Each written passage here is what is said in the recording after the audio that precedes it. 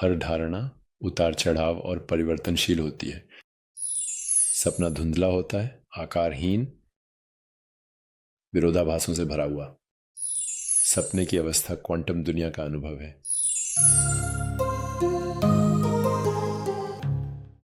मूलभूत जागरूकता, शुद्ध जागरूकता दोनों में अपरिवर्तनीय तत्व है, चाहे वह चेतना की अशांत या उत्तेजित अवस्थाएं हों, और साथ ही चेतना की अशांत रहित अवस्थाएं, अशांत रहित अवस्थाएं। तो कृष्णा की उत्तेजित अवस्थाएं वही हैं जिन्हें हम वृत्तियां, उतार चढ़ाव, शक्तियां, उत्तेजनाएं कहते हैं।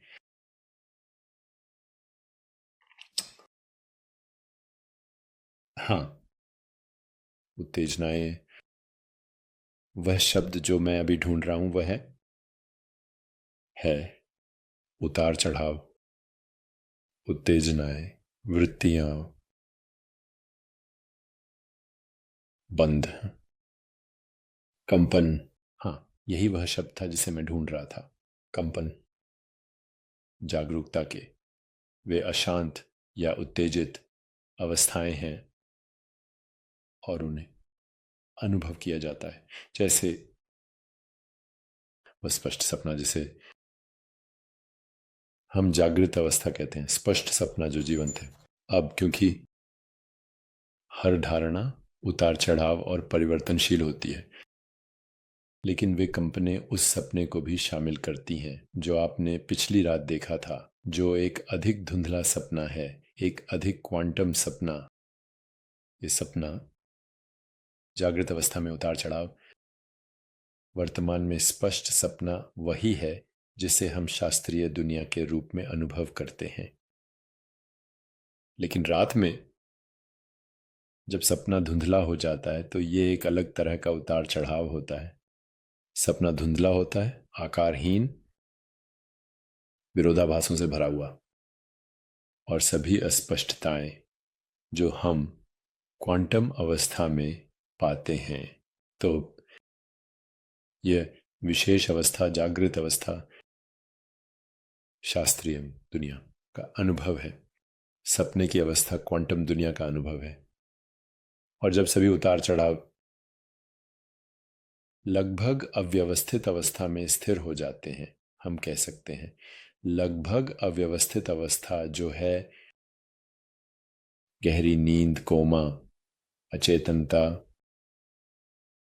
वहां उतार चढ़ाव लगभग पूरी और तरह से अव्यवस्थित अवस्था में समाप्त हो जाते हैं।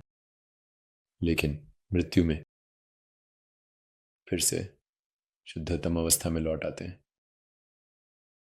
जो पूर्ण रूप से जागरूकता है। मृत्यु में तो मृत्यु वास्तव में एक झलक है का सबसे मौलिक अवस्था की, लेकिन गहरी नींद और कोमा और जिसे हम अवचेतन मन या अतिचेतन मन कहते हैं, वह सब लगभग अविचलित होते हैं। मुझे लगता है कि मुझे वॉल्ट व्हिटमैन की एक कविता याद है जहां वह कहते हैं, मुझे जागरूक नहीं होना चाहिए हर चीज के लिए।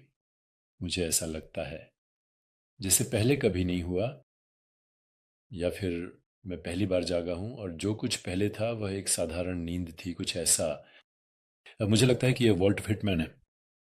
तो भौतिक दुनिया और भौतिक शरीर के बारे में सोचें जागृत अवस्था के उतार चढ़ाव के रूप में, और सपने की अवस्था के बारे में सोचें जैसे कि क्वांटम उतार चढ़ाव, और सोचें गहरी नींद, कोमा है, अवचेतना। जितना करीब चेतना की अव्यवस्थित अवस्था, और अंत में मृत्यु के बारे में सोचें जैसे कि सबसे शुद्ध जागा मूलभूत वास्तविकता के लिए। अब निश्चित रूप से हम इसे विकसित कर सकते हैं। हम इसे विकसित कर सकते हैं अपने आप को हमारी पूर्ण पहचान से जोड़कर, बजाय हमारी सापेक्ष पहचान के। असंख्य सापेक्ष पहचाने, प्रजाति विशेष और संस्कृति विशेष हम समय की शुरुआत से पुनर्चक्रण कर रहे हैं और समय की शुरुआत से विकसित हो रहे हैं, जैविक प्रजातियों के रूप में विकसित हो रहे हैं। लेकिन वह सब कुछ की स्मृति अभी आपके अंदर है। तो इन सूत्रों का उद्देश्य मूल रूप से आपके अंदर कुछ उत्प्रेरित करना है। इन सूत्रों का उद्देश्य आपके अंदर स्मृति को उत्प्रेरित करना है।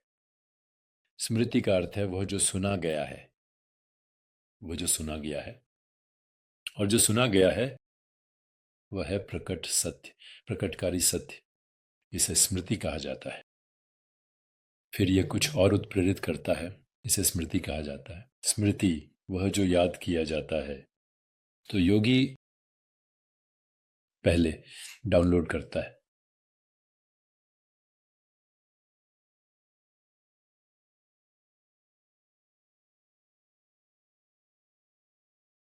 सूक्ष्म तरंगें,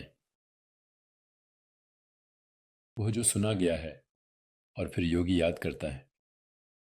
स्मृति तो श्रुति वह है जो सुना गया है। स्मृति वह है जो याद किया जाता है, और जो याद किया जाता है वह स्मृति का पुनर्चक्रण है। विकासवादी समय के माध्यम से आप में और मुझ में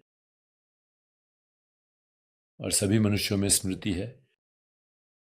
सूचना, ऊर्जा, ये अंतरिक्ष समय पदार्थ का पुनर्चक्रण, कर्म, वह सब कुछ जिसे हम अनुभव कहते हैं, विकासवादी समय के माध्यम से। और विकास क्योंकि न केवल यह सब याद किया जाता है, बल्कि यह नई रचनात्मकता के स्तरों तक विकसित होता है।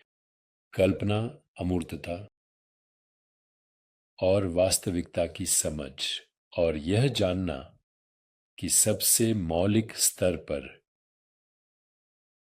आप वही वास्तविकता हैं। आप शरीर मस्तिष्क के रूप में नहीं, बल्कि आप उस चेतना के रूप में जो शरीर मस्तिष्क और ब्रह्मांड के अनुभव के रूप में पुनर्चक्रण और विकास करती है। क्वांटम सपने, शास्त्रीय सपने, और फिर सपने देखने वाले के प्रति जागना।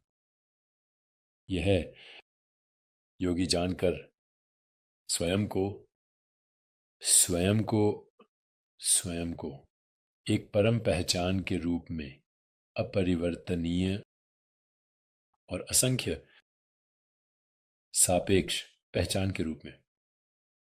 आप वही हैं, तत्त्वमसि ब्रह्मास्मि।